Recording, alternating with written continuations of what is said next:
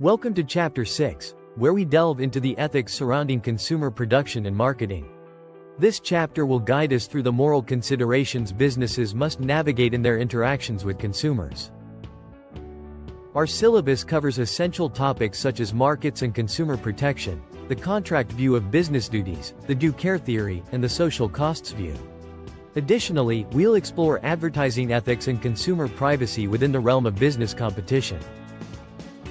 To enrich your understanding, we recommend these textbooks: Business Ethics, Decision-Making for Personal Integrity and Social Responsibility, and Business Ethics, Concepts and Cases.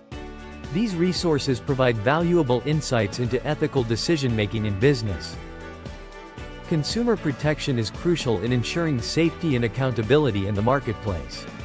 We'll explore various theories like the market approach, contract theory, due care theory, and social costs view to understand who is responsible for consumer safety.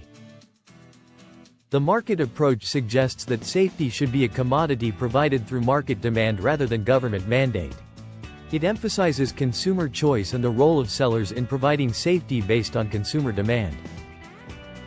However, the market approach assumes perfect competition, which is often not the case. Consumers may lack information, act irrationally, or face monopolistic markets, leading to inefficiencies and potential harm. The contract view posits that the relationship between businesses and consumers is fundamentally contractual, with moral duties arising from this relationship. It emphasizes the importance of fulfilling contractual obligations to ensure consumer trust. Under contractual theory, businesses have a duty to ensure reliability, service life, maintainability, and safety. They must disclose information, avoid misrepresentation, and refrain from coercion to uphold ethical standards. Contractual theory faces challenges as it assumes direct dealings between manufacturers and consumers, which is not always the case. Sellers may disclaim responsibility, and consumers often rely on sellers' superior knowledge. Due care theory highlights the responsibility of manufacturers to protect consumer interests, given their advantageous position.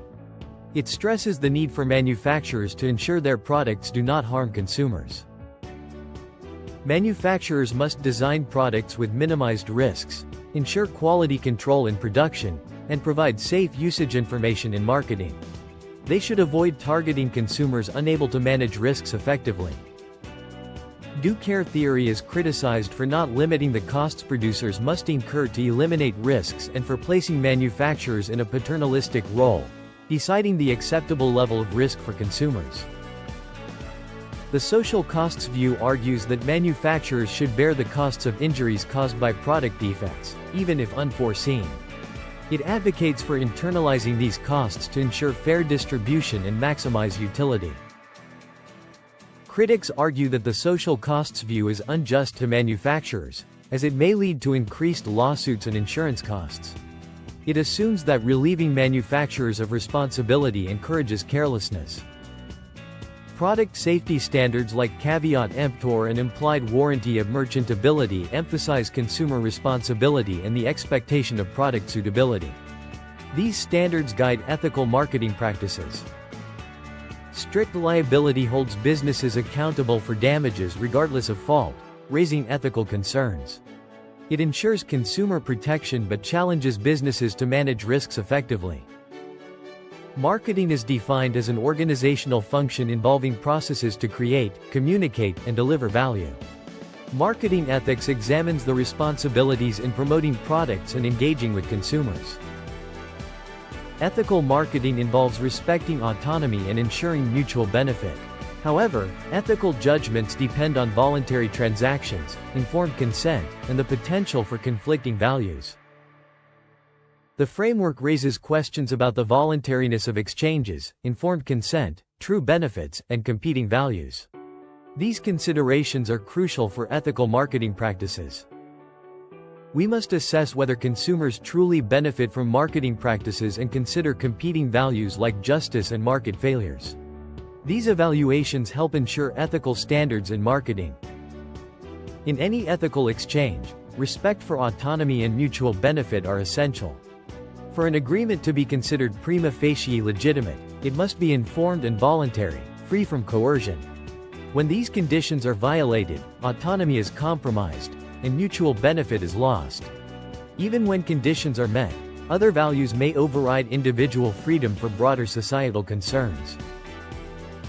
When approaching ethical issues in marketing, keep in mind three critical factors: the degree of individual participation, the benefits and costs of each exchange, and other values impacted by the exchange. These considerations help ensure that marketing practices align with ethical standards. Determining respect in marketing situations can be challenging. Consent must be freely given, not coerced, and should be informed. Additionally, marketing practices should not jeopardize values like fairness, justice, health, and safety. These principles guide ethical marketing decisions. Advertising is defended ethically for its role in providing market information and supporting autonomous decision-making. It helps individuals make informed choices, although ethical justification depends on the truthfulness of the information. The principle-based tradition in ethics strongly opposes manipulation, focusing on outcomes rather than methods. Manipulation in advertising is most harmful when it targets vulnerable individuals. Ethical guidelines suggest marketing to those who already want or need a product, rather than exploiting those who are easily influenced. This approach respects consumer autonomy and promotes ethical marketing practices. Using fear or anxiety to drive sales is considered unethical.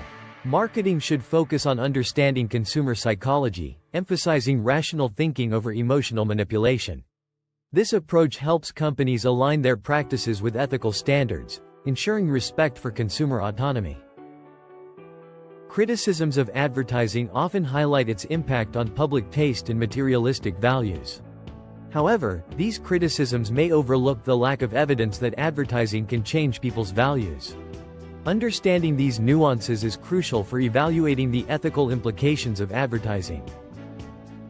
Advertising is criticized for its costs and role in fostering brand loyalty, potentially leading to monopolies. However, these criticisms may ignore how advertising can drive consumption and the fact that big firms do not necessarily advertise more than smaller ones. Evaluating these aspects is important for understanding advertising's ethical dimensions. Advertising is said to create pliable psychic desires, treating individuals as means to an end. This is considered unethical, but studies suggest non-subliminal advertising cannot manipulate adult desires. Understanding these dynamics helps assess the ethical impact of advertising on consumer desires. Deceptive advertising involves an unethical intent to mislead, using media to communicate false messages to vulnerable audiences. Recognizing these elements is crucial for identifying and addressing deceptive practices in advertising, ensuring consumer protection and ethical standards. Determining the ethical nature of an advertisement involves assessing its social effects, impact on desires, and truthfulness. Advertisers must consider the intended and actual effects, whether it creates irrational desires, and if it misleads the audience. These evaluations guide ethical advertising practices. Privacy is often misunderstood as simply being left alone, but it involves control over personal information and choices about limitations. Protecting privacy rights is crucial, especially with increased technology use, as it establishes boundaries between individuals and safeguards personal autonomy. Privacy is vital for maintaining personal and relational boundaries, preventing shame and embarrassment, and enabling intimate relationships. It allows individuals to control information about themselves, fostering trust and respect in personal and professional interactions. Balancing privacy rights with business needs requires careful consideration of purpose, relevance, consent, accuracy, and security. Businesses must ensure that information collection aligns with legitimate needs while respecting consumer privacy, fostering trust and ethical practices. For those interested in delving deeper into business ethics, consider exploring the recommended chapters from Hartman, Desjardins, McDonald, and Velasquez. These resources provide comprehensive insights into ethical concepts and cases, enhancing understanding and application in real-world scenarios.